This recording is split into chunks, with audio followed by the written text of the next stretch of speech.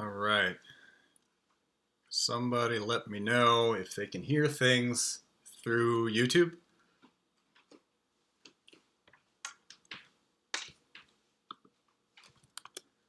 And make sure that chat works and everything.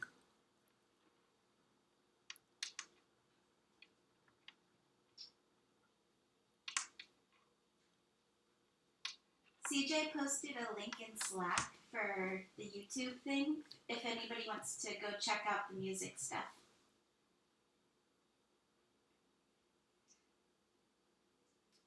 Yeah, I'll send you a link. Actually, I think I can just paste it here.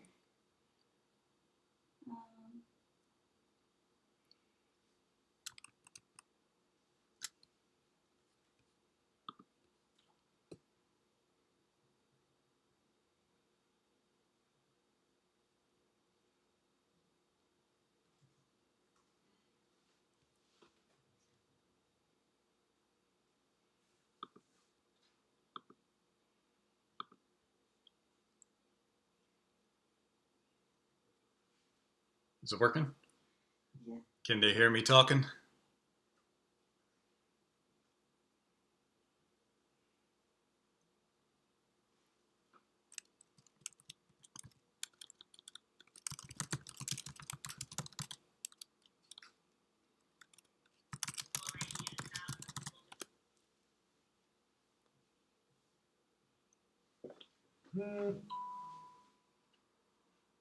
Cool. All right. So Ryan says all good. So I guess I'll go ahead and take that as a cue to get started.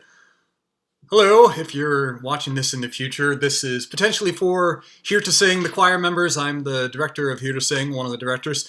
And we thought during this time where we can't get together and sing all together, we thought we'd do a couple other extra events, including today we're doing a little introduction to music theory.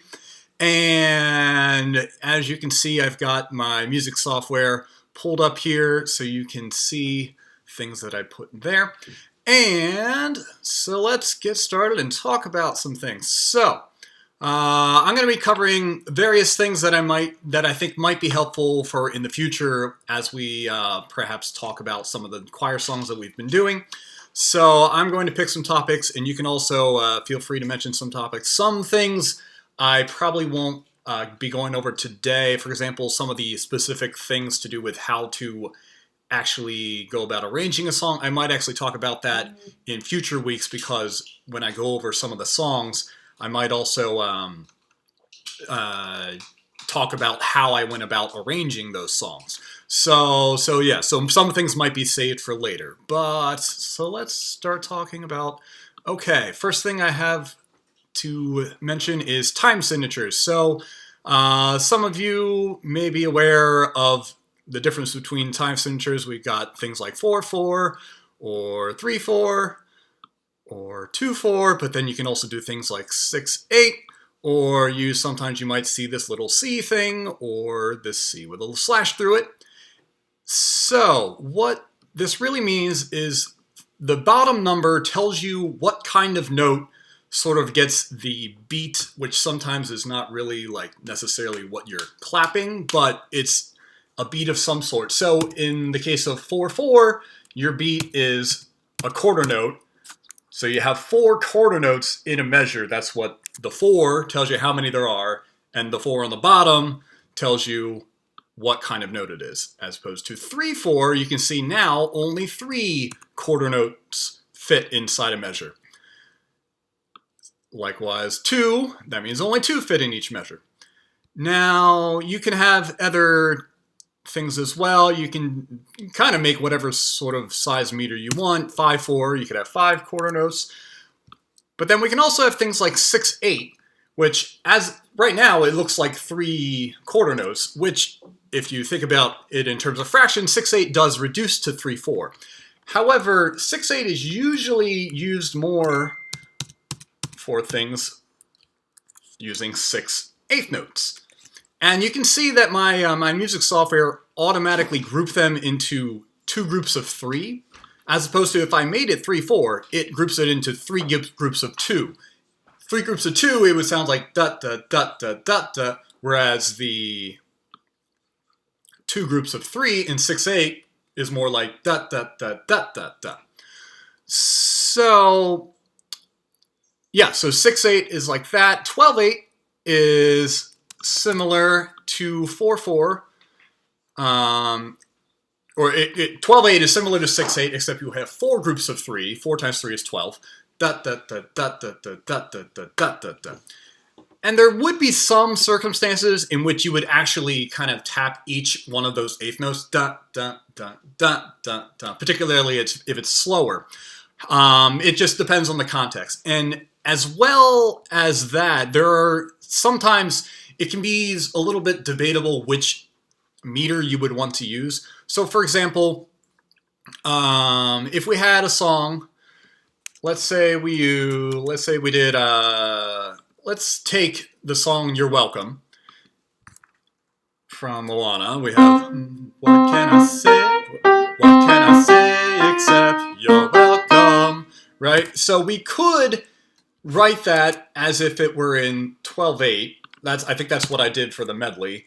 We could have what can I say?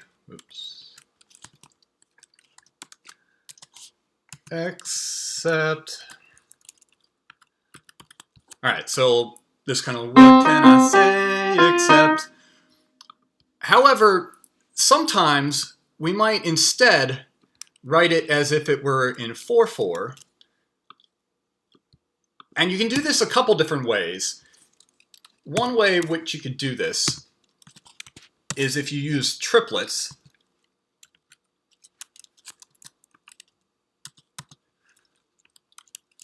What can I say? So this is the same rhythm, what can I say? Except it's written as triplets within a 4/4 context. What can I say?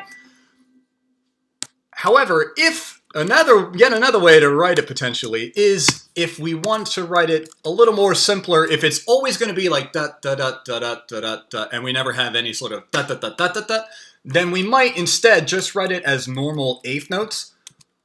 What can I say? What can I say? But then we would specify that it would be swing eighth notes. The swing eighth notes kind of implies that triplet feel. So what can I say except you're welcome? Instead of what can I say except you're welcome. It sounds a bit different there. All right, so yeah, so 4/4, sometimes it can be debatable whether you want to put something into 4/4 or whether you want to put something into 12/8. Sometimes it's just based off of which you think will be more understandable for... Oh, we got lots of people in the chat. All right, I just looked at the chat. It can be more understandable to write it one way versus another way. So another example, if we look at the Chipmunk song from the Winter Medley last time, I wrote it out in 3/4. So Christmas, Christmas time is here, like that. So I'm kind of like implying that each one of those quarter notes is that fast. But I could potentially have written it as if it were in 6/8 and called each one of those beats an eighth note instead and group them in 2 groups of 3. So it's Christmas, Christmas time is here. So you see how it kind of like depends on how you want to feel. You can either think of it as 2 groups of 3. Christmas, Christmas time is here. Or you can think of it in 3/4. Christmas, Christmas time is here. And this is kind of a case where, depending on how fast you do it, if you start to do it too fast, then you most certainly want to do it in 2 groups of 3. But if it's not too fast, you might do it each one of those beats individually. Oh, yeah. So another way of writing 4/4 is with this sort of C symbol. The C stands for common time. And that's just because 4/4 tends to be the most common type of meter that we use. Now, another thing you might see is a C with a vertical slash through it, which is actually cut time, which, I don't know why okay, there we go, which can also be written as 2-2. Now, Raven didn't exactly put a time signature in his in her arrangement of Country Roads, but as we discussed in rehearsal, potentially I would think of it as probably in cut time, because you would tend to count it as country roads take me home. But you could, if you wanted to, you could make it 4/4. Country roads take me home to the place, like that. So yeah, so time signatures can be a little bit debatable, and you just go with what you think will be easiest to read, easiest to understand. All right, now let's talk a little bit about, well, let me just check to see if anybody had any questions on that particular stuff.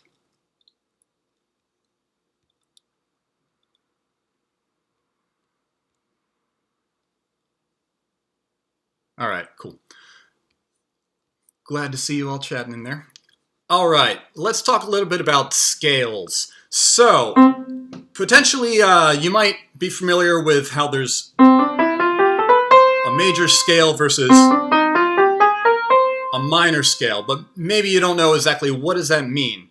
Well, first, let's talk about how we've got, you can have whole steps and half steps. So, if you look at a keyboard, you have some of the black keys in between the white keys. If you go up, every individual note will be a half step. So C, C sharp, D sharp, or E flat, E, F, F sharp, G.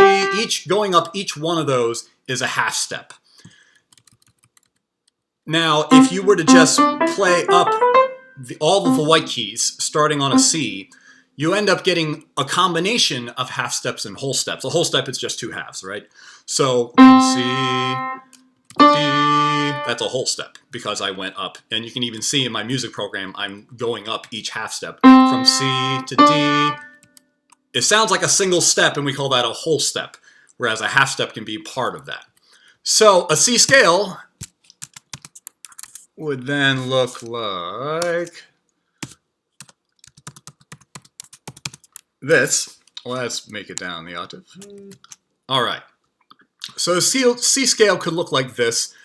C, D, E, F, G, A, B, C. Sounds like this.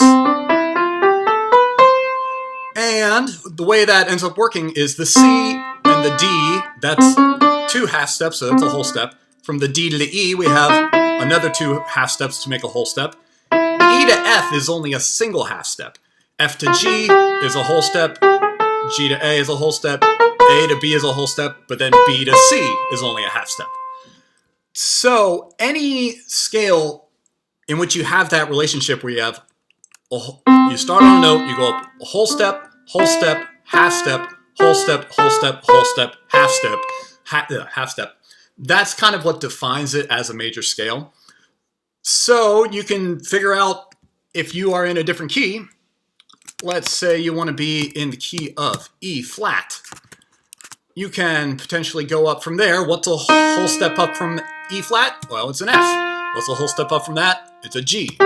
Next in the major scale is a half step. Half step up from that is an A flat. Whole step up from that is a B flat. Half step up, or a whole step up from that is a C. Whole step up from that is a D. And a half step up from that is an E flat. So using that whole, half method, you can figure out what the major scale for any key would be. Now, let's see. Okay, so basic example of a song that uses a major scale pretty much the whole time.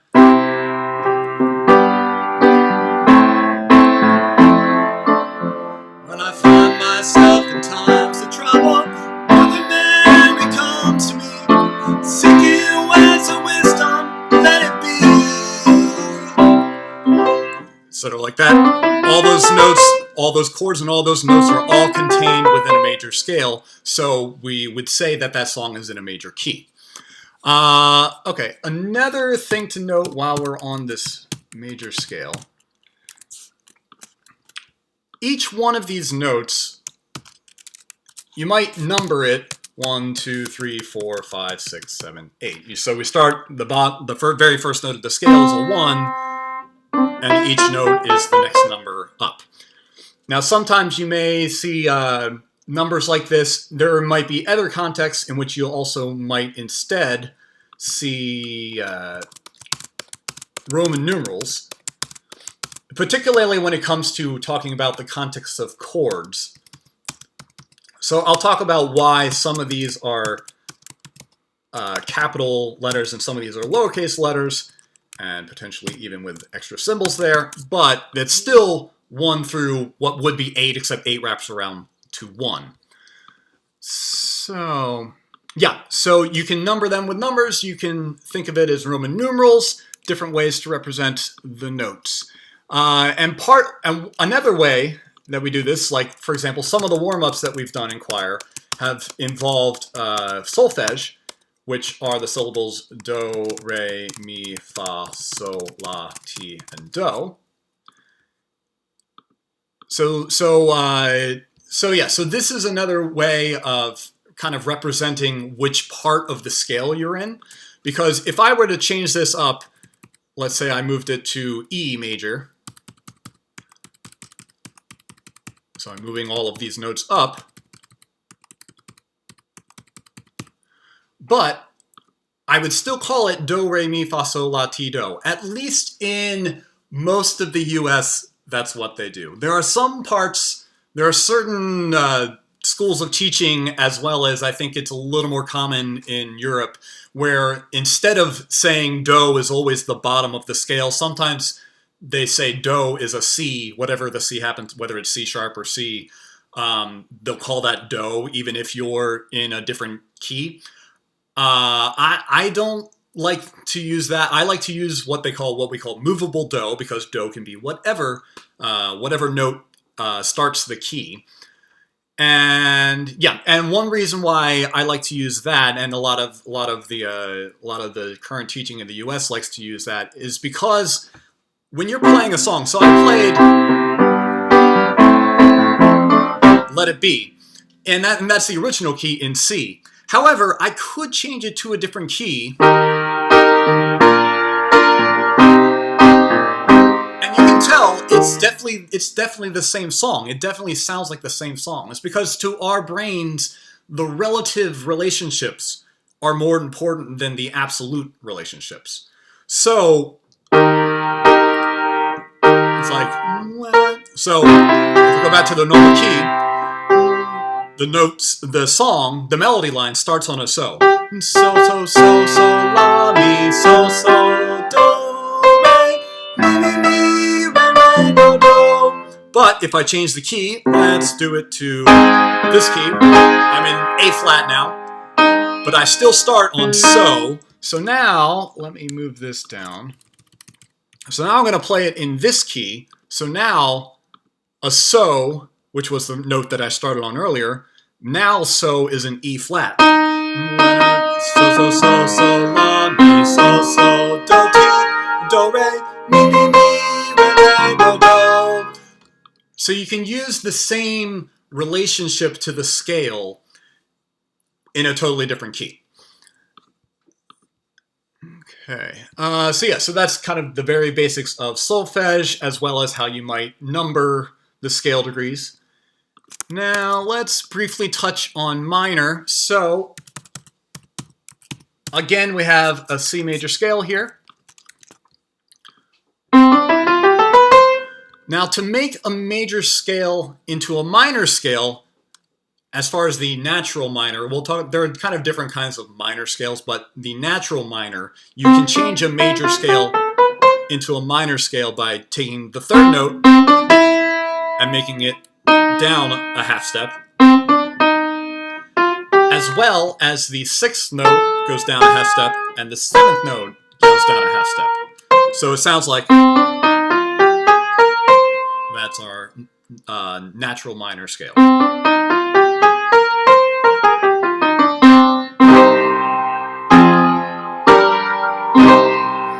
Now, music is a little more complicated than just a simple scale. So if you have a song that is in a minor mode, sometimes they'll throw in other alterations. So, for example, a lot of times, so if you heard what I just played, okay, so that's taking basic chords in the minor in a minor mode, 1, 4, 5, 1. But sometimes that feels like it leads a bit more if we alter this last note, the 7th note. If we alter the 7th note and make it back to what it was in major, with the B natural, I'll put a natural symbol there. That's a natural symbol. If we make it a natural sign, then our scale sounds like this.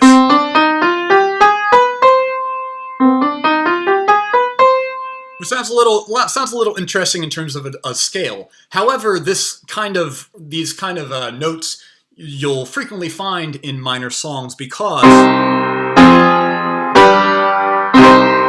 it makes it sound a little bit more like we're leading to the final chord. We're arriving at the final chord, and that's partially because of this.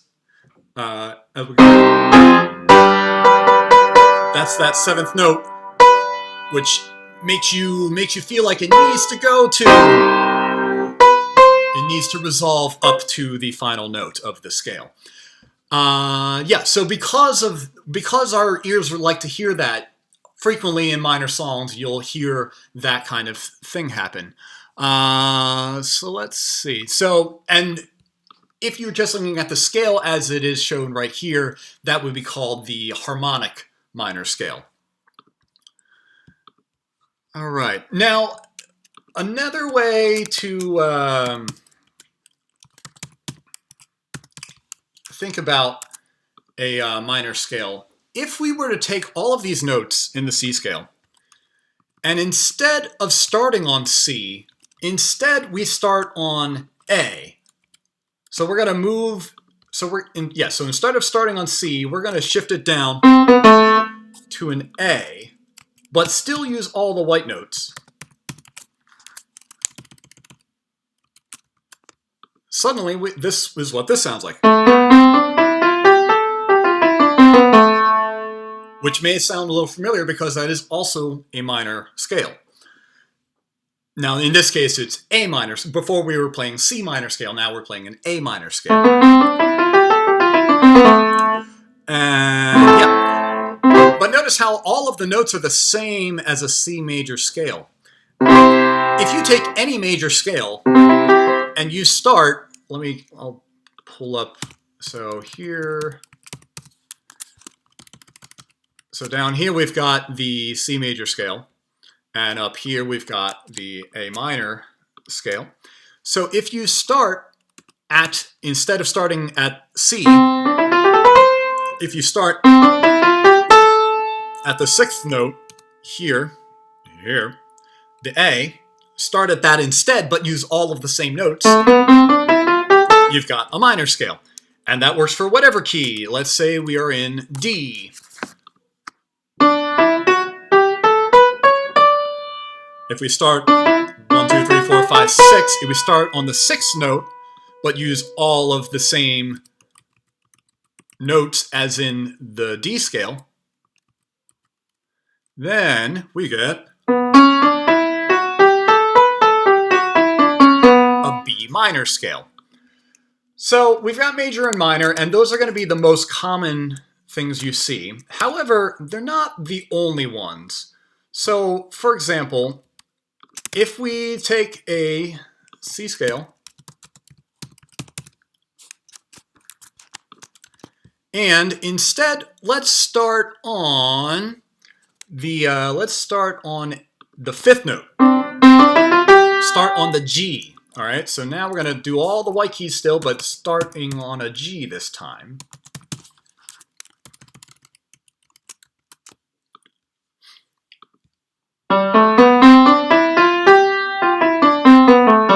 It almost sounds major, but not quite.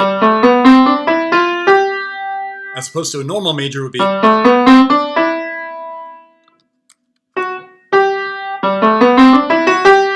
That would be G major when it's when it's like that, using all the notes of a C scale, then it's actually G mixolydian is what we call it. And this is actually potentially more common than you might think.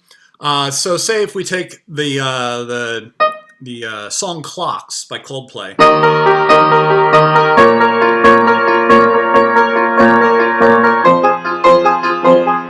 What notes do we have here? Well, we're in E flat.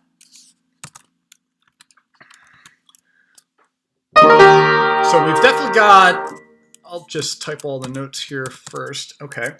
So we know we have E flat. The first chord has an E flat, a G, and a B flat. And the second chord has a D flat, a B flat again, and an F. And then the third chord has an F, an A flat, and a C. So now we've got all of the notes, but this is not, that's not a major scale. That is a mixolydian scale.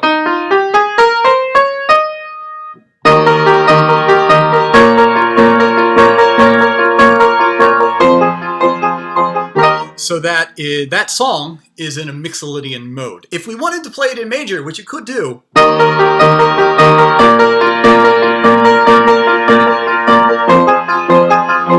it changes it a bit, right? So yeah, so that's a little bit. Another one that sometimes shows up is Dorian mode. So let's say we take, and what Dorian is if you take the C scale, but instead of starting on a C, let's start on the second scale degree, which is a D. I'll just do it this way. All right. It almost sounds like a minor scale, but not quite. Is that somebody has a question? Is that what you're saying? Who's got a question? Let's see. Where? Mona. Oh, in here? Yeah. Can we put in song requests? Yeah. What, to change mode on or something? I don't think we're gonna get into that. Whoever ELGE is, I don't think we're gonna get into Phrygian and such. But I'm just touching on the modes. We don't have time to cover everything. So anyway, Dorian. This can show up in some songs like Eleanor Big.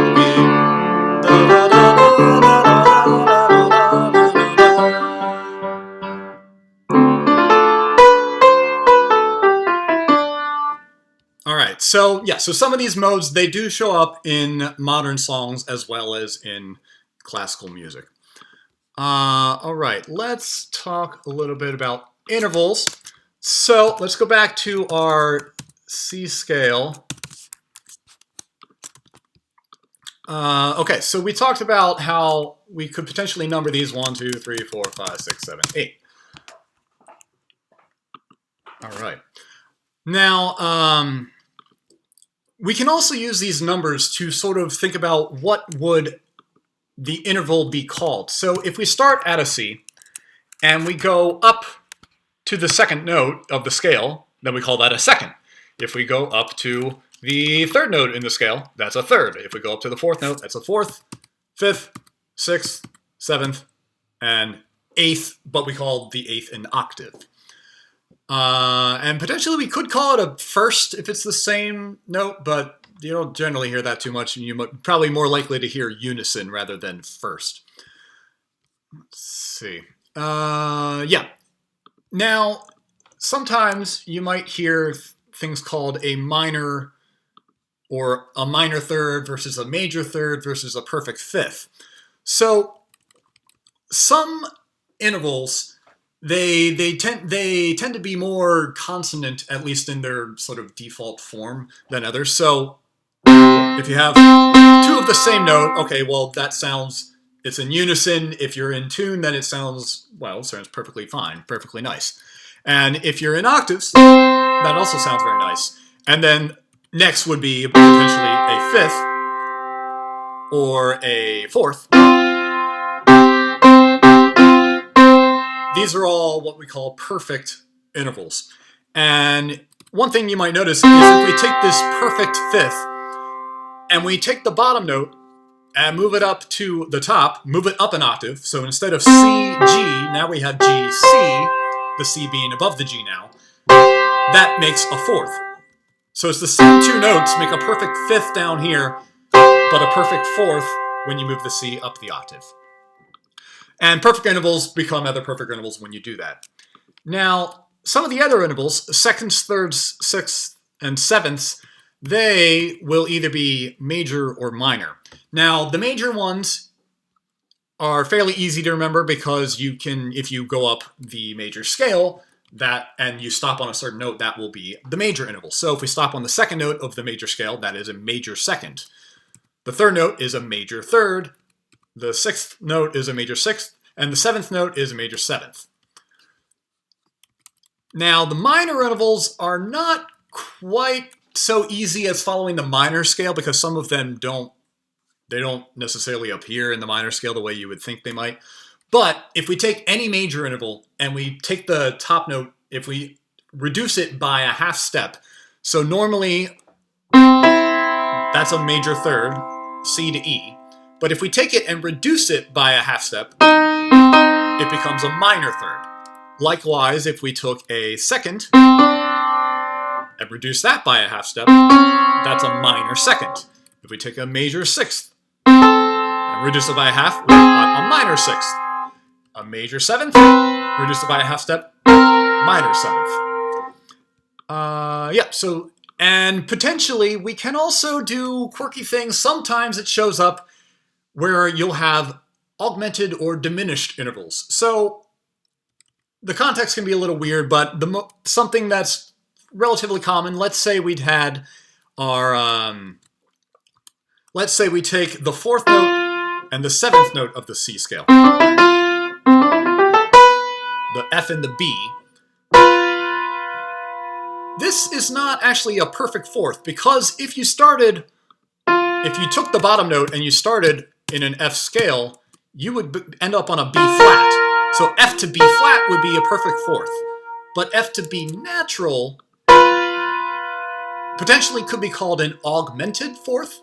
Augmented being one more, one wider, one half step wider than either the major interval or the perfect interval. So in this case, perfect fourth, raise the top up a half step, augmented fourth. Or if we started, let's say we move that down, okay? So if we were starting on B, the perfect fifth would be F sharp. B to F sharp. But if we took the F sharp and lowered it a half step, now we've taken the perfect fifth and we've diminished it by a half step, so we call it a diminished fifth. Augmented fourth, diminished fifth, they sound the same, at least on a piano they are exactly the same. They sound the same in many contexts. You could hear people argue that they might be a little different, but for our purposes they're the same. So augmented fourth, diminished fifth, they're basically the same thing, and sometimes it's called a tritone. And this has very frequently in the past been viewed as the sort of like the worst interval, the demonic interval, and things like that, because it played out of context, it sounds not very nice, right? Now, tritones are actually found a bit within context, a bit more than you might think. So, basic chords, right? 1, 4, 5, 1. But if instead, if we add another note to that, they call that adding the seventh of the chord, which we can talk about later. Within that chord, I have that tritone, that diminished fourth in this case. But in context, it sounds fine. And now, even since I've played those chords, even playing it by itself, it probably sounds better because you have the context.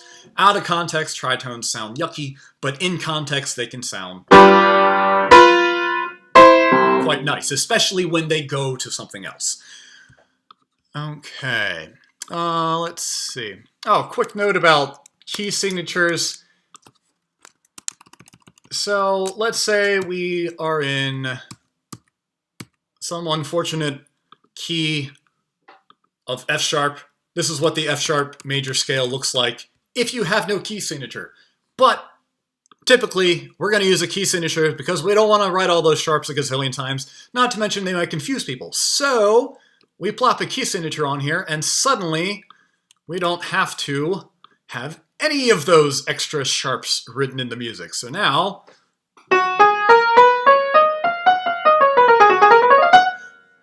it looks like a normal scale, and now that we have the key signature, it looks like a normal scale. And indeed, you would play that as a normal major scale. Okay. Let's... What kind of... 738. How's everybody doing in there?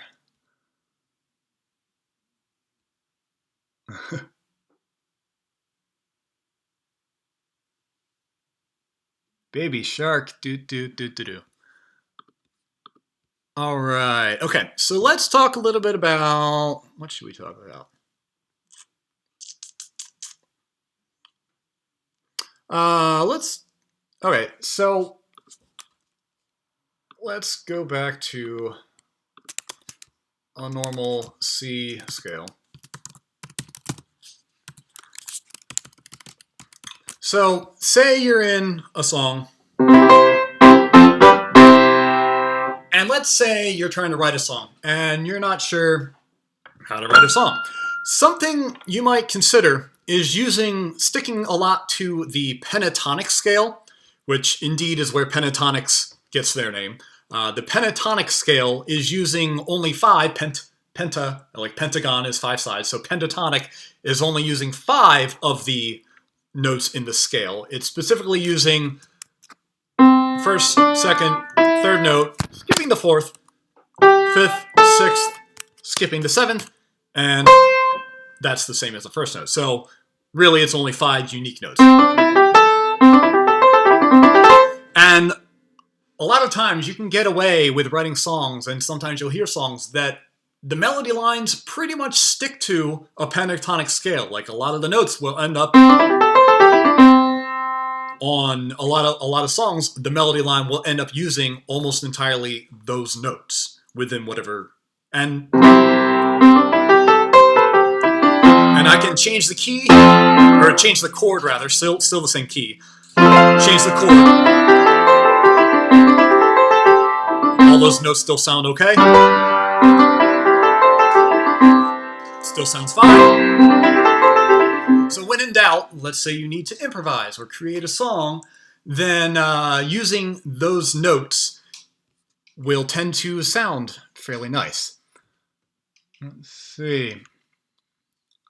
Okay, Alan says, question about mashups and picking songs. Do they need to be in the same scale? They do not.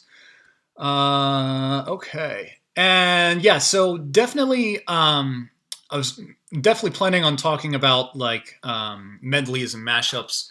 I'll probably talk about that in a future time, particularly I might talk about the Pink medley at some point, and maybe we'll touch on the because the Pink medley, not only do we have transitions between songs, but we also have the songs that I put on top of each other.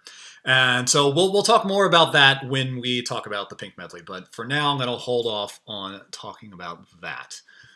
Let's see. Okay. So we talked about major and minor scales. However, sometimes it's not always clear whether a song is in major or minor. So let's say, okay, if we're playing these chords, yeah, okay, that's pretty clearly, that sounds pretty clearly like we're in major. But what if instead we go...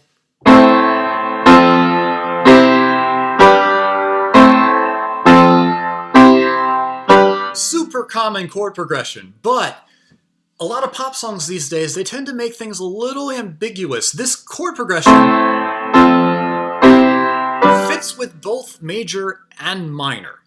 So, for example, if we take, let's say we're doing, gotta take a lot to drag me away from you. There's something that 100 men or more could ever do. First, hold off. before I go too much into this, let me jot down what exactly we're doing here. So so once again, these are 1, 2, 3, 4, 5, 6, 7, 8. Music software is being slow. Okay, so in this case, the chord progression that I started playing,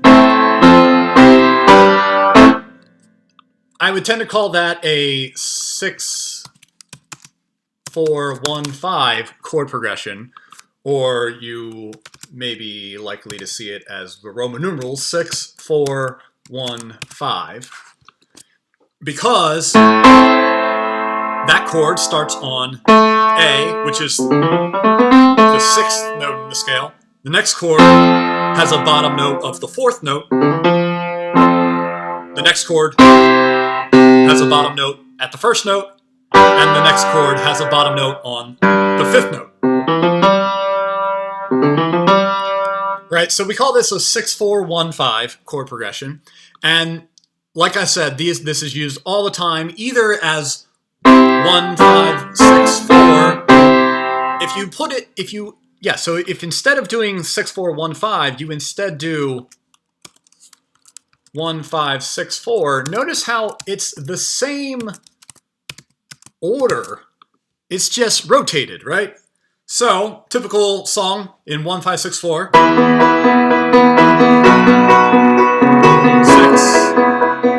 4, 1, 5, 6, 4, 1, 5, 6, 4. And there's no question that that song's in major. But if instead we do the 6, 4, 1, 5, 6,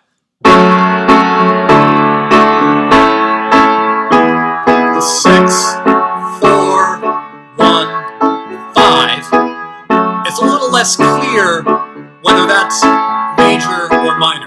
Now, in context, again, it might become a little clear.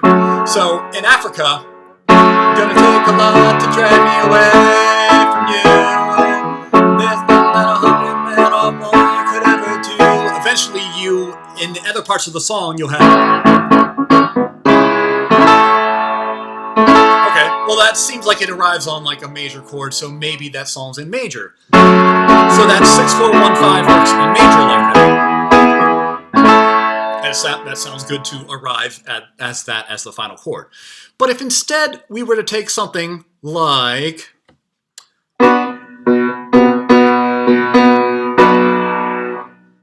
Listen to your heart. Da, da, da, da, da, da, da, da, da, da, da. Don't know the words. Listen to your heart. It's the same chord progression. 6, 4, 1, 5, 6, 4, 1, 5.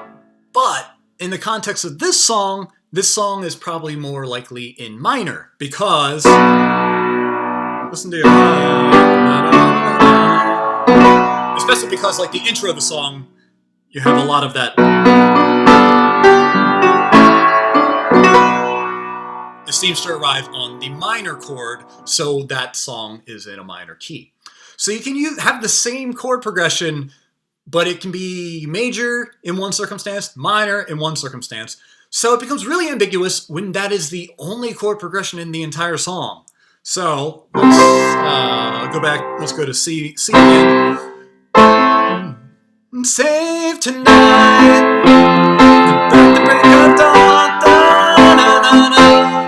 Tomorrow I'll be gone. 6, 4, 1, 5, 6, 4, 1, 5. And that is the entire song, is that same chord progression over and over again. It's a little ambiguous whether that song is in major or minor. Maybe we could end on that chord, but maybe we could end on that chord. It's a little bit debatable. So, yeah, so a lot of, like, if you go to classical music, it's generally pretty clear whether the song is in major or minor. However, when we get to pop music, it is significantly less clear a lot of the times. And you might get a verse that sounds pretty clearly in major, but then you might get a chorus that sounds pretty clearly in minor. but it just flows together. And so it's like, do you call it the song in major? Do you call the song in minor? It can be a little bit up for debate. So I have fun thinking about this kind of thing. I'm hoping to spread some of that fun to you all as well. That's why we're doing this, to give you a little bit of the basics so we can hopefully have fun looking into the music. Let's see. What else do I want to talk about? Okay, let's... All right, I'm going to talk very briefly about chords. So, okay. I should leave that up. Okay, I'm going to leave that scale up there. If we take a normal chord, what they call a triad, a normal chord will contain whatever starting note, the third above it, and a third above that. And that will be a major triad in this case, because we've got the first, the third, and the fifth of the scale. Now, if instead we started at a different note, let's say we start on a G. Well, we're still in the context of a C scale, but if we start on a G, a third above that in the scale is a B, a third above that in the scale is a D, and that's also a major chord. But let's say we were to start on the A. A third above that in the scale is a C, a third above that is an E, but that is a minor chord. And the reason being is because if we go back to a C chord, C to E is a major third, and then the perfect fifth above that. Whereas A to C, that is a minor third, and then the E is the perfect fifth above that. So if you're making either a major or a minor triad, a chord, you could take either way, there's a perfect fifth, and then the middle note, if it's the major third above the bottom note, it's a major triad. If it's the minor third above the bottom note, it's a minor triad. So that's a C major chord, that's a C minor chord. And things get a little more complicated as well. Sometimes we could have, if we raise the fifth, we call that augmented. If we go from minor, but then lower the fifth from there, we get a diminished chord. And just to briefly mention this now, if we were, let's see, well, let's show all of these. So we've got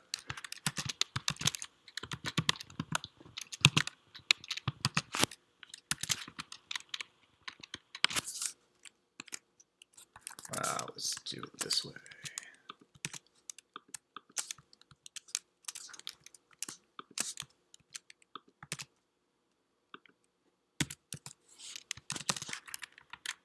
Oops.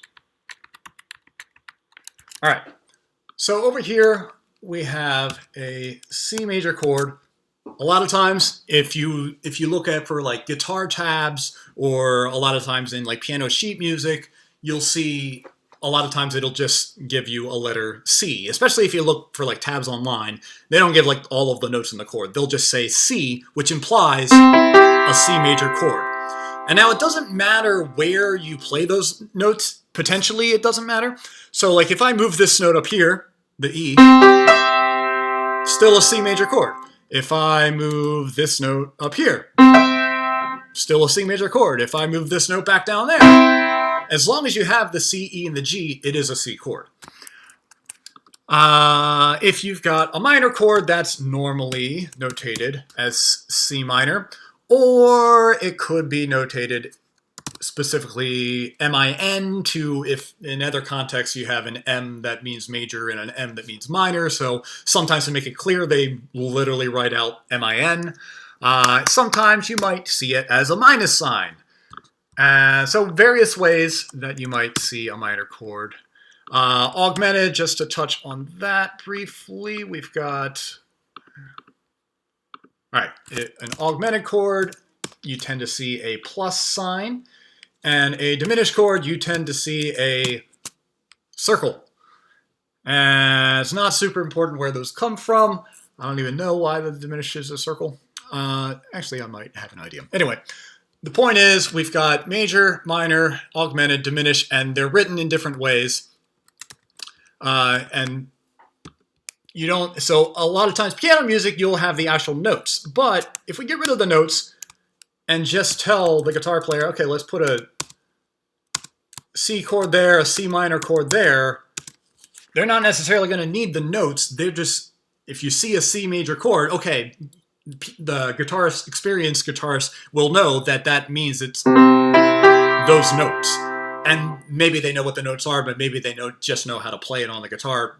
Who knows? But the point is, it's a C major chord no matter where the specific notes are, as long as they contain the C, the E, and the G. Sometimes you can have alterations from there. If you have a C7 chord, okay, well now we've got our C we can start on, a third, that's our C major triad. But then the 7. So depending on the context, as far as sheet music that you'll see, lead sheets, guitar tabs and such, whenever you see that 7, it's going to actually imply the minor 7th. So we have the C major triad, but then the minor 7, minor 7th above the C. So, show any experienced guitar player, tell them to play a C7 chord. Those are the notes. Yeah, those are the notes that they're going to play. It might be again in different, located in different places, but it's all C7 if those notes are there. Let's see. Not a huge amount of time. Okay. Just briefly, some other things. If we have something like C sus, that's called a suspended chord. What that means is that instead of our normal major triad, we're going to take this middle note, shift it up to the 4th note, and they call that a suspended chord because it's kind of like you're suspending the resolution. So we could,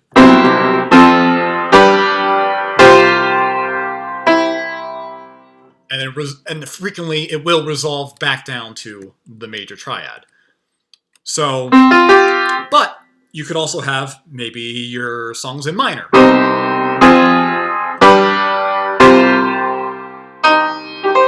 So it could also resolve down to a minor chord. So suspended chords, therefore, don't really necessarily imply major or minor. They, especially when they don't resolve, because once again, if you go to classical music, suspended chords almost always resolve, whereas in pop music, pop and rock music, suspended chords don't always resolve. Especially, like based on the circumstances, say we have guitar players, there are certain chords that are just easier to play, especially moving from one chord to the next. Sometimes a suspended chord is just easier to play. So as guitar became more common, suspended chords became more common to be used, especially not resolving to anything. Okay. Okay, one more thing to note. So when we've got, all right, so say we're using more sort of like a 4-part vocal kind of thing. Okay, this is a C chord. It's spread out, but it's all the C, E, and G. It's all the same notes. So it's still a C chord. If instead we made the bottom note an E, it's still, let's put this here and this here. All right, this is still all the same notes. It's still a C chord. However, what they call, because the bottom note is not the C, they call this an inversion. It's essentially the same chord, but it actually does sound a bit, maybe a bit more different than other differences are. Like, they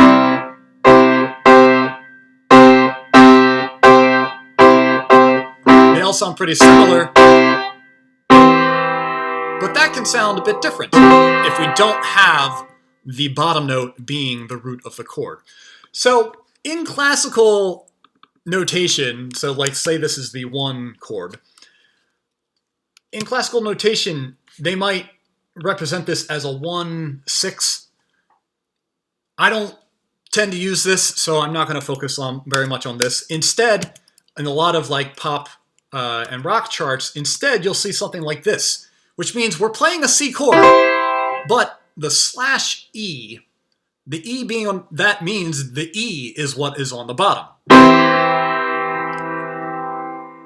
And if we wanted to make a G on the bottom, we could write it that way, and that would then look more like that. So the G is the bottom note now. And let's move this up here. So again, it's different than here. C is on the bottom. E is on the bottom. G is on the bottom. It is the same chord, but within context, it sounds a bit more different. So we actually represent it differently because it makes a more significant difference to our ears.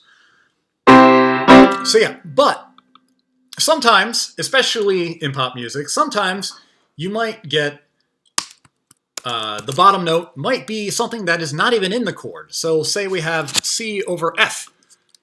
Might sound something like this. Maybe sound a little weird in context. Let's do one that sounds a little more normal in context. Maybe we'll say C over B flat. So maybe we go from, and that could resolve somewhere. But so I'm playing a C chord up here, but the bottom note is a B flat, which is not actually in a C chord unless you make it a C7, but still sounds fine. And in context, you can kind of have whatever end up sounding fine. We could make it C over D, and there could be contexts in which that might sound fine. Let's say we have like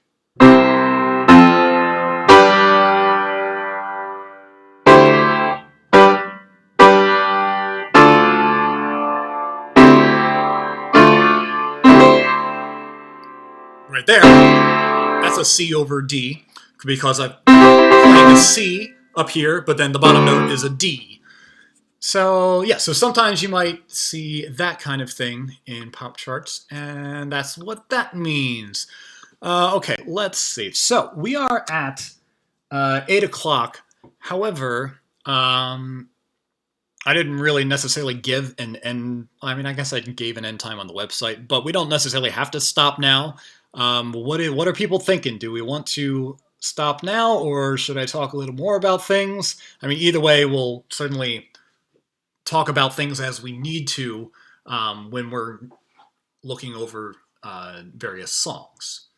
But do we want to go over more basics now, or do we want to call it a day? What are people thinking?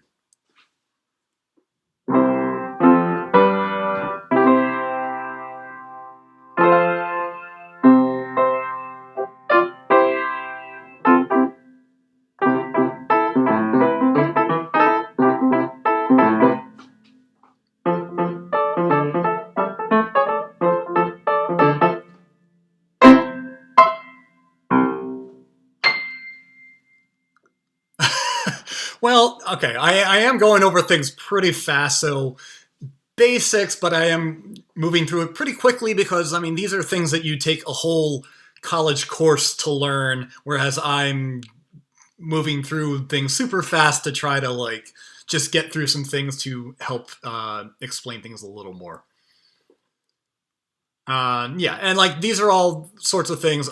Once again, you would normally take a whole college class to learn all of the basics, but I'm just trying to do a little bit for everything, and all of these things you can feel free to look up more about. Let's see. Okay.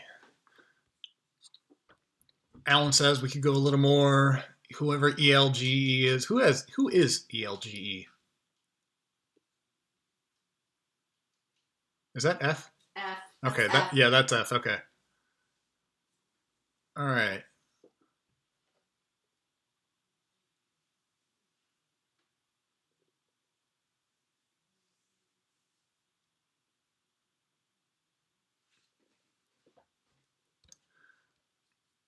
Okay.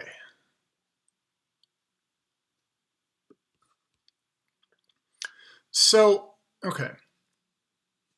All right, so a couple people are saying they're fine to continue on, so maybe we'll talk a little bit more. I see some people asking, Ryan is asking, why does C7 have a minor seventh? Well, so, I mean, a lot of these things, like this is all like sort of notation. Somebody had to decide on something. And minor sevenths, in the context of chords, minor sevenths tend to show up more often than major sevens. Probably partially because the major seven and the root of the chord, if you were to switch the octave, it makes a minor second, which is a little bit more dissonant. So I don't know that I know this for 100% sure, but that's my thinking anyway, is that they call it the minor seventh would tend to be used more often. So they kind of made that type of seventh the default. Between the minor seventh and the root, it's a major second. It's a bit less dissonant than the minor second that you get when you have a major seventh.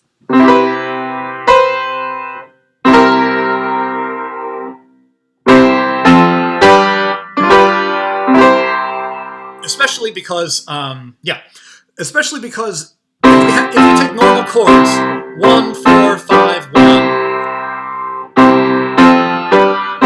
but instead we want to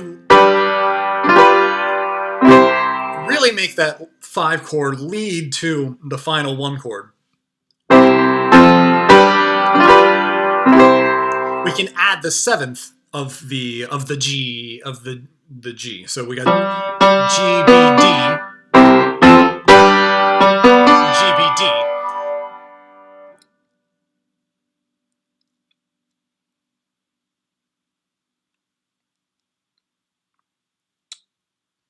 Of the 5 chord, yeah.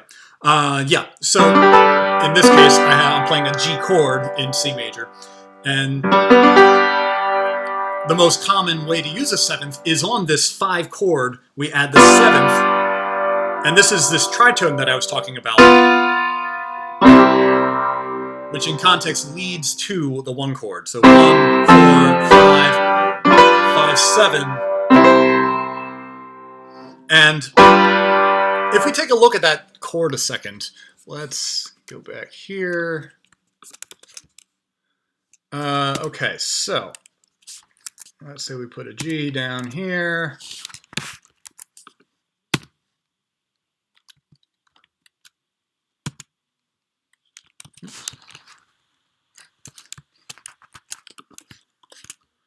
Let's do D. All right, so this is a normal G chord here.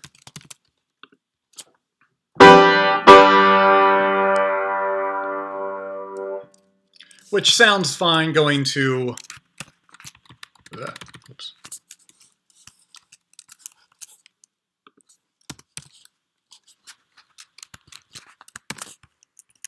A C chord.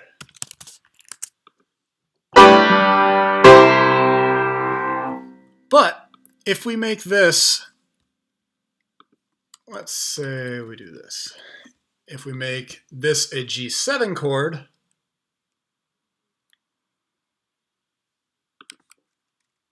let's keep that there.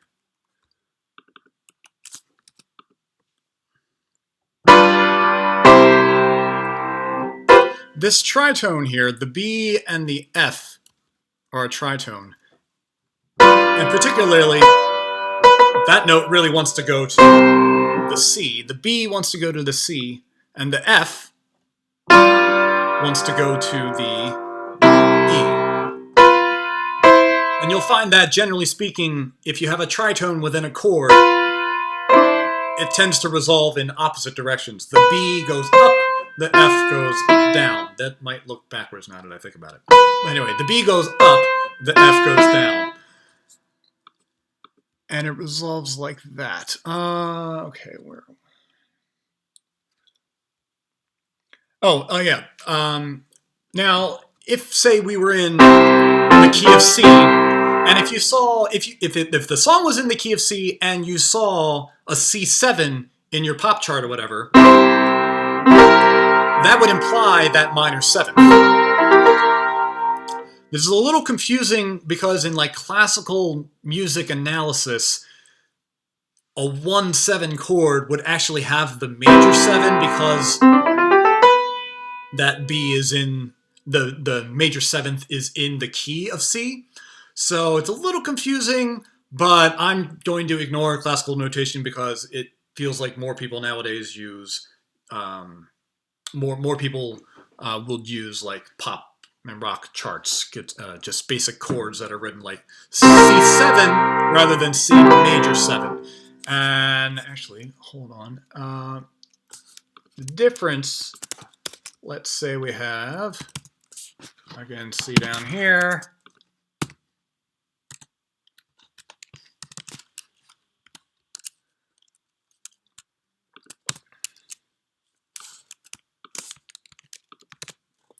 All right, so this chord we would call C7. If we did make it a major 7, you would tend to see that as C major 7, with a capital M like that. Not to be confused with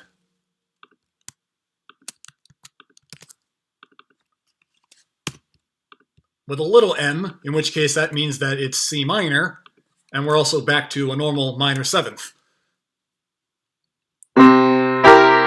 C7, C major 7, C minor 7. Just to briefly touch on that, the differences between those, and chords can get a lot more complicated, of course. Okay. Let's see.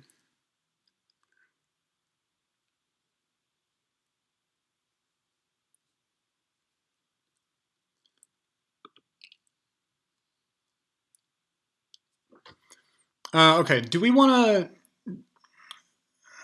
Do y'all... should we talk a little bit about, like, how to, like, write voice parts and such? Like, I've been talking about kind of, like, chords and intervals and such, but maybe we can talk a little bit about how to actually write voice lines and such. So I talked a little bit about how a lot of times you've got that the 7th note in the scale leads to the last note, and Bach chorale time, yeah. And a lot of times in music you're going to hear, if you have that note, a lot of times it's going to go to that note. All right, I'm not going to start with that though. Let's start with something else. Okay, so all right, yeah. So when we're writing voice parts for something, we want to make sure that the notes are in the correct chords.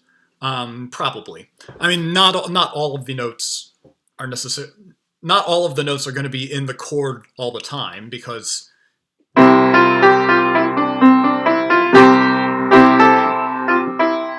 you have your melodic parts are moving all the time, so it's not always going to be part of the chord necessarily. But as a general goal, we want the voice parts to make a chord that sounds nice, at least at a basic as a very basic starting point. Anyway, obviously we can do some interesting things with notes that are not in what the standard chord would be, and it creates different effects.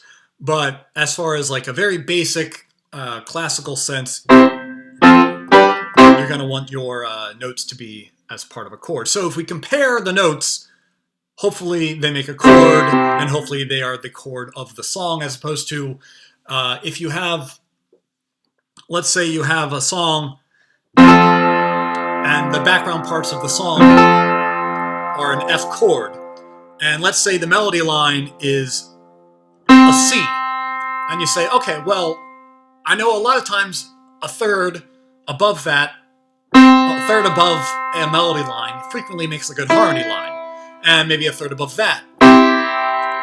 But if we have a song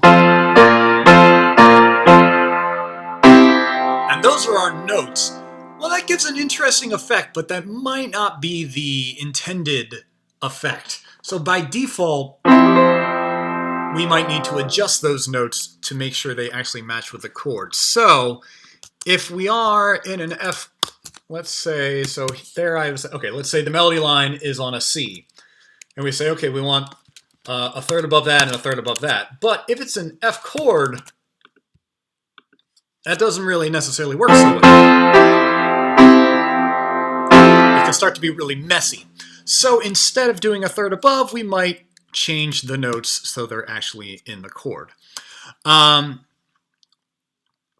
So we do want to think vertically in the sense that the notes that happen at the same time should, we want to think about if those are going to sound good together in terms of all of the parts coming together. But we also want to make things singable.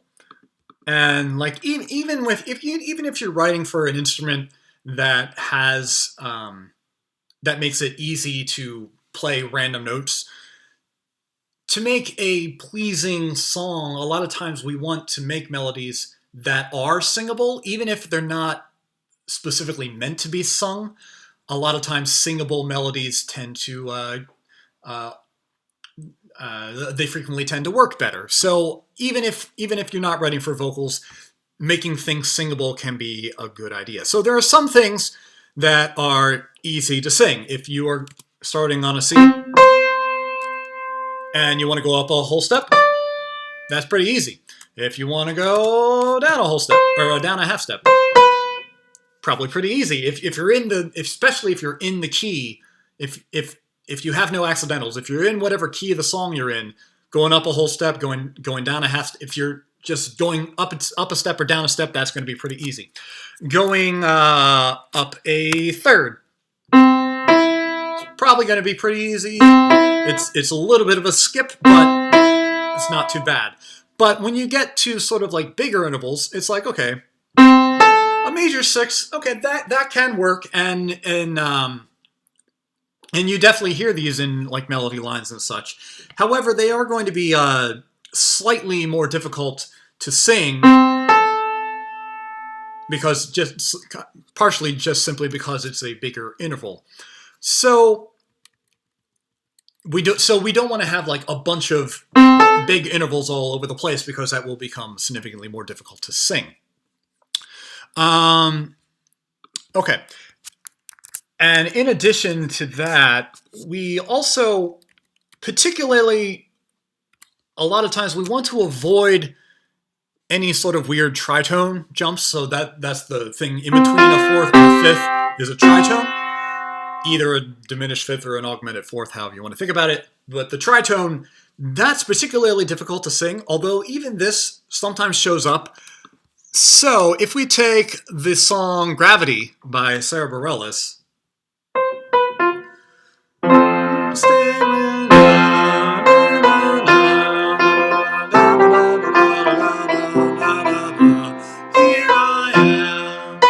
that's technically a tritone, and this doesn't happen too often in pop music, but Sarah Bareilles is good, so she does it. Tritone, tritone. But if you try to sing that, you might notice that that is a little more difficult than some other songs to sing. Particularly when it comes to any harmony lines, all of these things that are sometimes difficult, they become more difficult when it's not the melody line. So you particularly want to avoid weird tritone jumps when you're creating a harmony part. Now, as everything that I'm saying, by the way, everything that I'm saying, all of these sort of rules, they aren't really like set in stone. There are going to be certain contexts in which you may want to use a tritone for some reason, or some of the other rules that we'll talk about. There are times when you want to break them. They're kind of more called the rules because they're sort of what classical music tends to stick to, especially as Raven mentioned, Bach chorales. Bach was very much all about, he was very consistent with how he wrote his chorales, his vocal parts. He was very consistent with what he avoided doing and things he tended to do. So let's take a basic line. We're just going up the scale. Let's say we're doing da da da da da da da da da da da. Okay, so some intervals. Okay, so a lot of intervals. Let's say we're in the key of C. Okay, well, a good harmony for that first note could be a G. If the melody line is da da da da da da da da da da, maybe the harmony line is going to start on the G.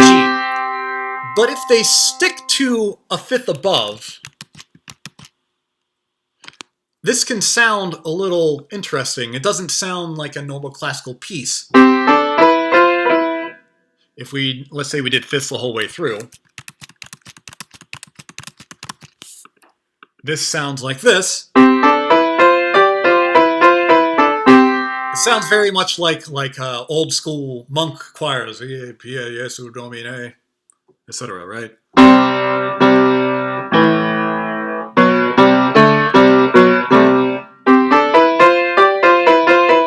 And sometimes that's going to be the effect you want, perhaps.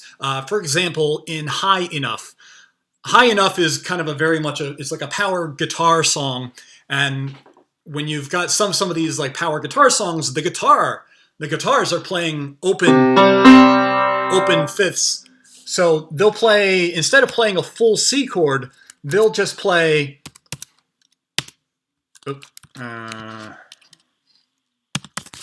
they'll play a chord that looks more like this. And while it's kind of a C chord, there's nothing that makes it major or minor. It's just, a lot of times you might see that written as C5, which implies there is no third. It's just a C and the fifth of C, which is a G.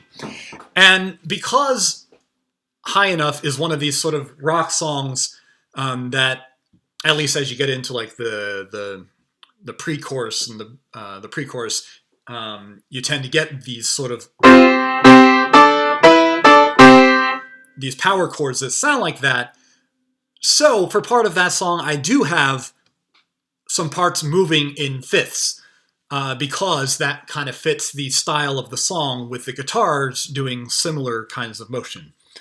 However, in many other contexts, is going to sound a little weird. So a more like a safer harmony to do would be to use a bunch of thirds. Thirds and sixths are usually pretty good to stick to, and a sixth is it's kind of like an inverted third. But yeah, so thirds are good to do. So the harmony line. So again, the melody line was, and now I made my harmony. It's a third above the entire time. Okay, that sounds a little more typical. So yeah, so at its very basics, you don't want too many fifths in a row. Thirds are pretty good to do however many you want in a row. Fourths are a little bit debatable. Like, I seem to recall being taught that you shouldn't use a bunch of fourths either. However, this is not quite as strict as fifths. And but with all of these things, with fourths, fifths, and all of these things, some are fine. So let's say we did this kind of thing.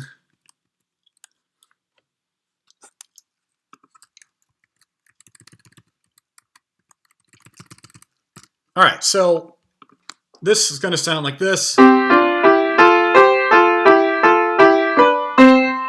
got a lot of different intervals here, and I do have this first interval here. That is a fifth.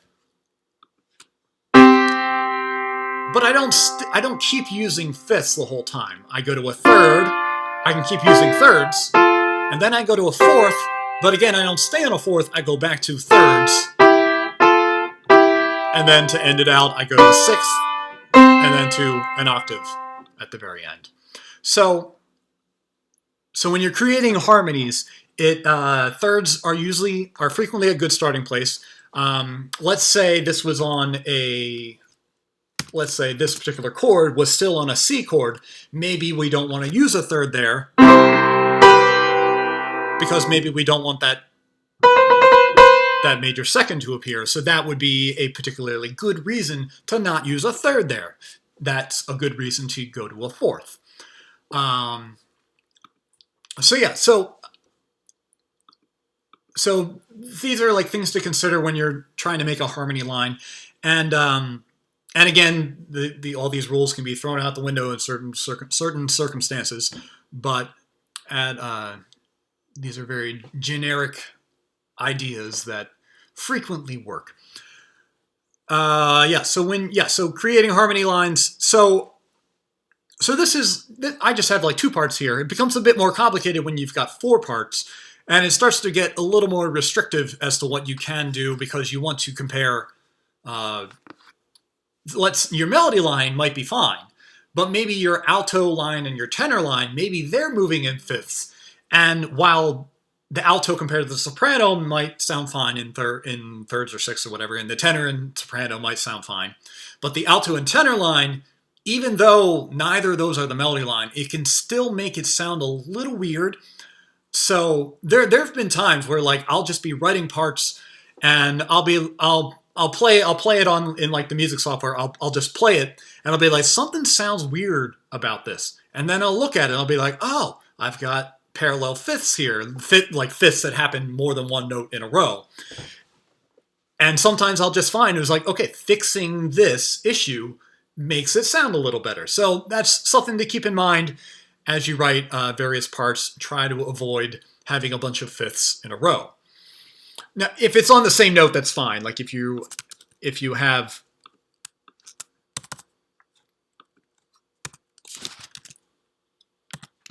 say you have something like this, that's fine because you're staying on the same note. But it sounds a little more awkward if you're not staying on the same note. That sounds a little more awkward. So that's that. So thirds are good, sixths are good. Other things, like everything can work sometimes. Let's see. I believe Raven has talked about this as far as some of her pieces go. There's an idea called parallel motion versus contrary motion, where we have, let's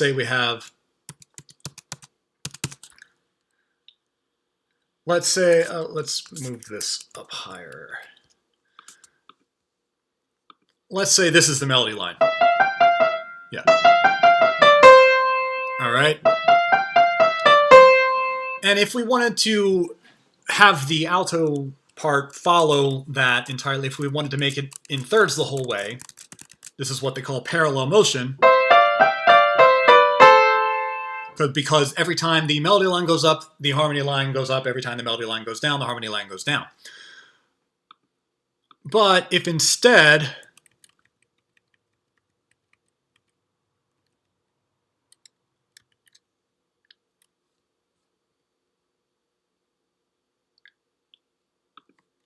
let's do, all right, let me start this over. Take the same melody line though. But now let's do,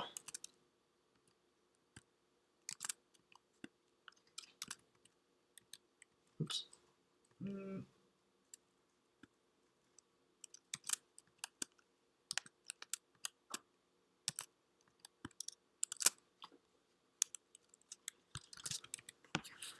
All right, so now whenever the melody line goes up, the harmony line is going down. And they call this contrary motion because one's moving up, one's moving down. So the melody line again is,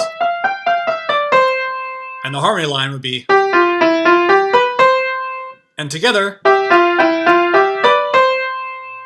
they sound fine.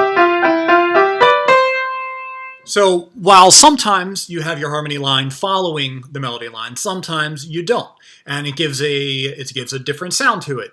Parallel motion is definitely used more frequently in pop music, but contrary motion can be a nice change for that. So if you're looking to just make things interesting in some way, perhaps throw in some contrary motion for your harmony line. And it can change up the feel. Let's see. Okay, all right. Let's see. All right, let me see. Okay, let me see. What have people been saying? Is there anything I want to follow up on? Just give the altos, tritones, and major sevenths. Oh, there was another. Oh, there's this. I talked about how tritones can be difficult to sing, but another thing that you. So you want to avoid having a harmony, in particular, moving by a tritone. Other things you want to avoid having them do is moving by an augmented or diminished interval of any sort. And I guess a tritone is an augmented or diminished interval. But this doesn't come up too often. But so, for example, there's a song called Our Lips Are Sealed, which I do with my 80s cover band. And the harmony line gets a little weird because and I was figuring out the other day that what I'm trying to do, like the singer is singing the melody line, her line's fairly easy to do. But the harmony line is a little weird because it actually contains an augmented second, which is just awkward to sing. And like as a result, I sometimes feel like I'm not singing it as well as in tune as I would like to because it's just difficult to do. So so you want to avoid that kind of thing. I know we didn't go too much into what kind of context those intervals even show up in, but okay. Let's see what else people say. Oh yeah, Carry On Wayward Son had those parallel fourths or fifths. Carry on. Those are parallel fourths. Let's see. Yep, as Raven mentioned, King of Anything, in her arrangement, she wrote a bunch of thirds. She didn't necessarily know what to use, so if you try thirds, that tends to work. Let's see.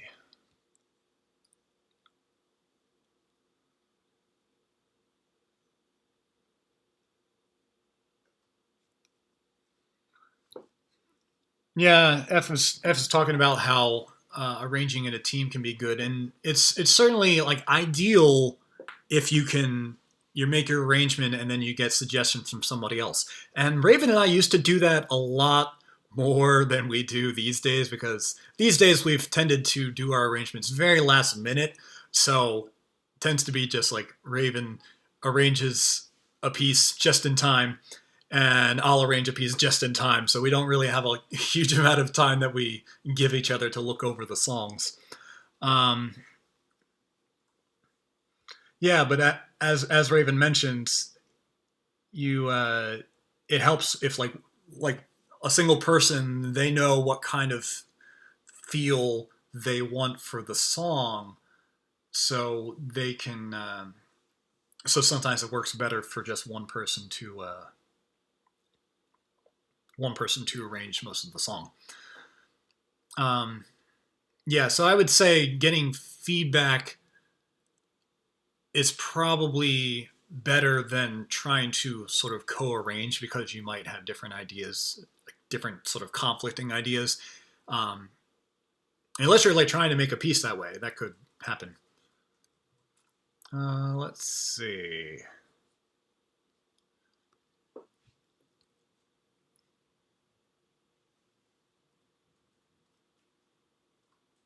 Oh, yeah, I did want to mention that, like, generally speaking, with any sort of arrangements I do, like, there are the rules and there are what, like, maybe should work or what shouldn't work, but ultimately, I make a good point to at least give myself enough time to sing through the parts and make sure they are singable and that they sound okay. Because, I mean, you can play a song, you can play a part on a piano or whatever, or in your music software, and you might not realize how difficult it is to sing.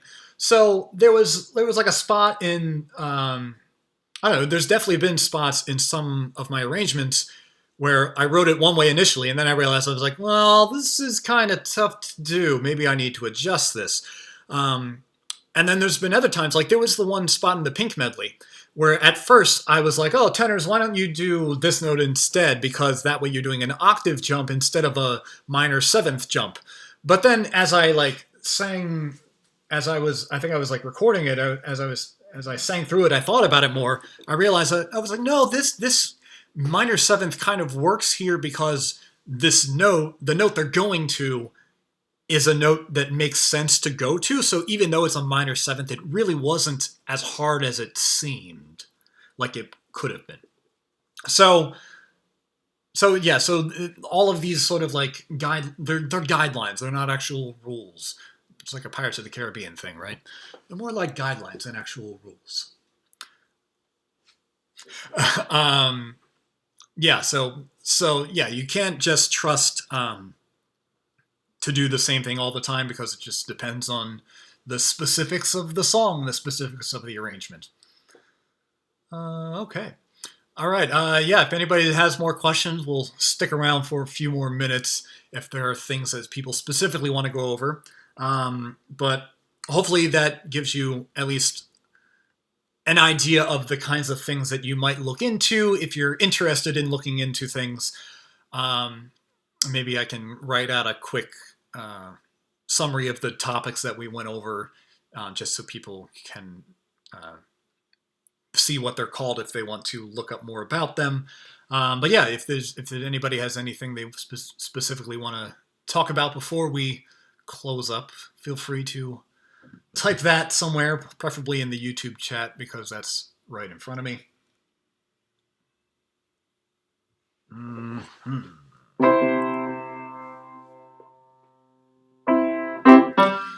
Oh yeah, okay. So voice part ranges. So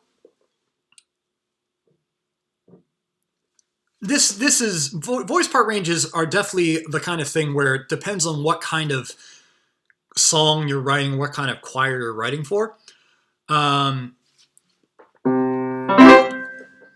Like if we were writing, say, for a classical choir, you're frequently going to have the basses. Let me pull up my music software again. All right. In classical music, you would have no problem having basses going down in this range.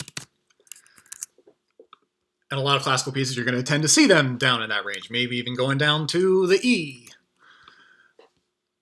But as far as pop music goes, because pop music tends to be a bit more energetic, in Here to Sing and other pop choirs, you'll tend to not see the basses down that low because when everybody's singing at an energetic mezzo forte or a forte, a loud volume, when everybody's singing at a loud volume, it's going to be harder for the bass vocalist to get these notes that are down here. Da, da, da. As you get lower and lower, it's harder to get those notes to sound loud. Like all throughout high school and college, I sang bass and usually bass 2 because I could sing low, but da, da, da, da, da. Okay, I can sing low, but now I can't sing louder than that on that note though. So it's like, okay, I can sing it, but it's not useful to sing that in a pop song because it's not going to be loud enough. Unless we were specifically mic'd, which is why if you see, for example, an a cappella group that uses all their own microphones, when you have that on a microphone, then yeah, you're going to have your bass singer singing way down low because you can amplify it and it's going to sound awesome. But in a choir setting, we're not going to sing with 85 microphones. So it doesn't make sense to have the basses singing down nearly that low.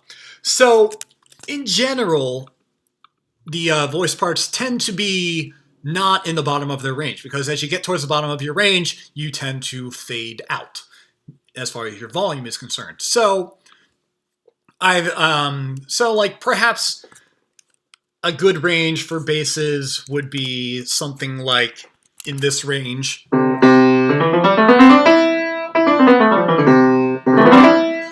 That's going from here. Da, da, da, da, da, da, da. You don't want to go too far above that, because then the basses start to strain, especially like you also don't want to stick around those high notes too much for the basses. I know that's been a problem in like some other arrangements that we've done in the past, where it's like oh, this song is getting a bit tiring to sing. It's because like basses, the basses don't have, even if they have the notes. Like I have some high notes, but I cannot sing a song full of G's and A's. I can sing a random G or an A. I cannot sing a song full of G's and A's, because that is not really in my range.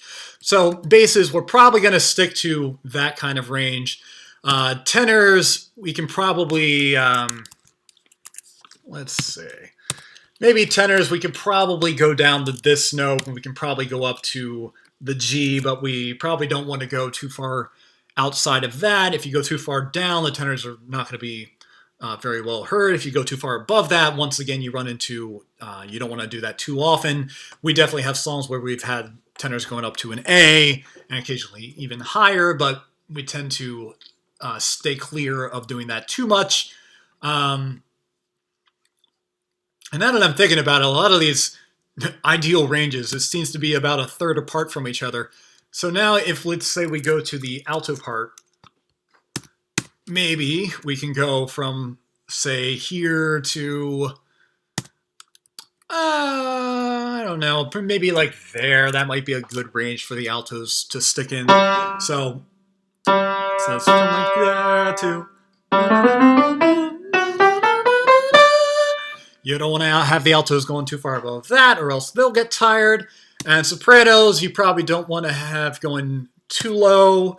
We could probably take the altos maybe a little lower, but sopranos, you can probably take up to a G without too much of an issue, but as you get higher, it becomes more difficult to be in tune. Like tiny variations when you're at higher ranges make a lot more difference than like tiny variations in like a middle range. Those variations aren't going to be as noticeable as variations at the top of the range, which is why high notes can tend to sound out of tune a little more. Like that's why sopranos or flute players or piccolo players, or even like high violins, they tend to be sort of like made fun of for playing out of tune. It's because it's more difficult.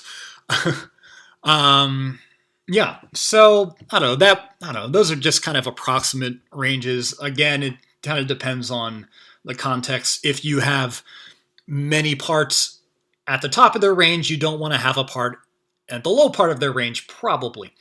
And generally speaking, as you get higher in pitch, you tend to get louder in volume. So you can use that to your advantage. So it's like, say we have a chorus that repeats a few times. Maybe in the first chorus, we're going to have people in like the middle of their range. And then maybe in the second chorus, we want to make it a little different. So maybe we have a part or two that are moving up a little bit more towards the upper part of the range. And maybe on the last chorus, we have everybody moving towards the upper part of the range, because it'll tend to seem louder, even if it's not louder. It'll tend to seem louder, but we probably want it to be louder anyway, because you tend to build in songs. So yeah, so a final chorus, you might have them singing higher up, and it will make it louder. I definitely did this in Wide Awake. The final chorus, the sopranos and the tenors are singing higher up because it's the final chorus, and it's nice and big at the end. Also, the basses, I think I have doing the same part between the second and the third chorus, but it's an octave up in the third chorus because everybody's up in their upper range, so we need the basses to be up the octave so that they can be heard. As opposed to the second chorus, they're a little quieter, but it's not a full volume, it's not quite the full volume chorus, so that's okay. Let's see. Arranging for a seasoned choir versus a non-audition community choir. Well, it's surprisingly, I don't know, like, depends on what you mean by seasoned choir. I mean, if we get into like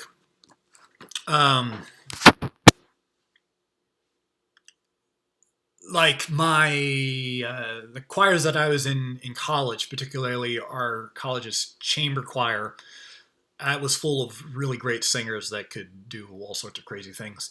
And sure, the music was tougher, um, but you're as far as most choirs are not going to be at that same level. Like you, there tends to be like a lot of like you hear about like professional orchestras. You significantly less hear about professional choirs. So while you say like a seasoned choir versus a non-audition community choir, well, but even like audition community choirs, they're still probably going to tend to not be professional singers.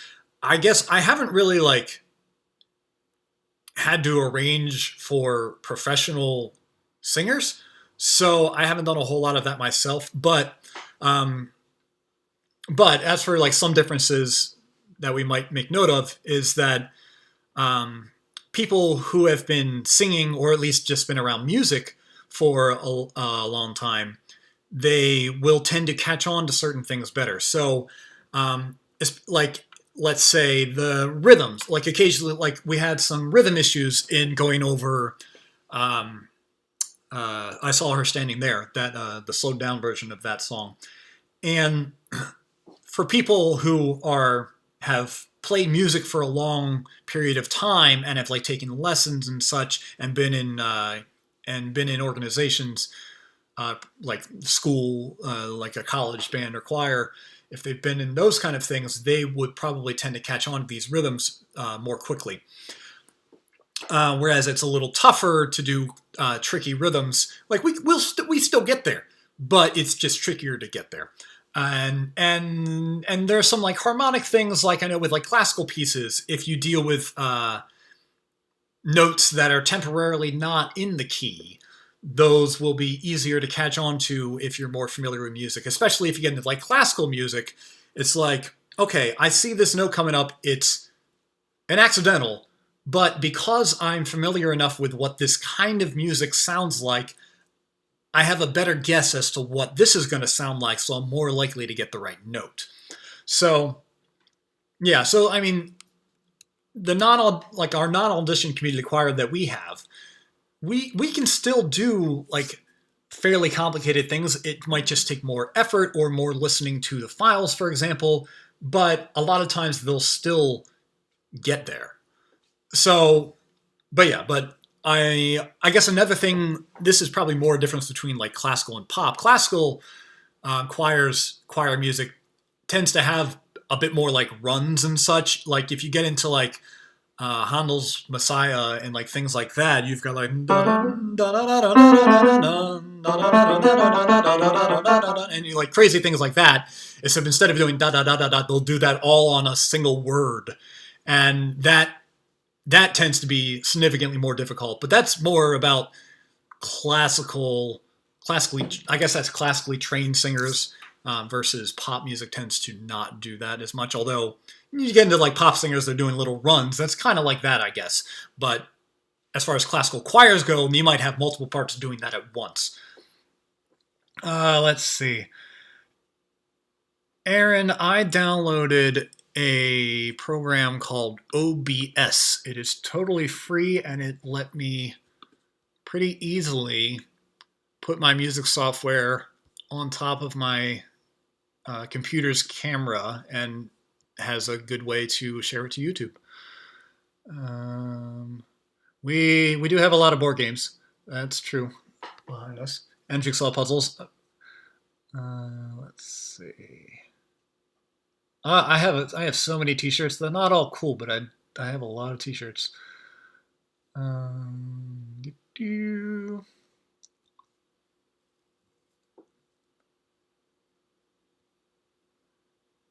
Yeah, I mean, hey.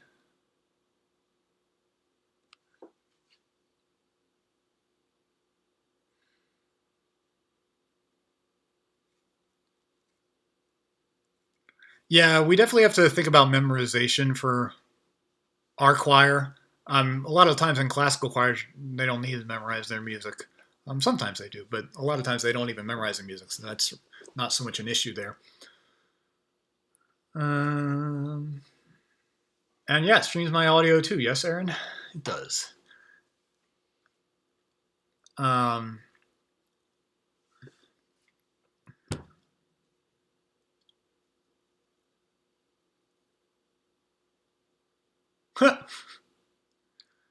simplicity of our sheet music. I mean, they're pop songs. They're not going to be complicated.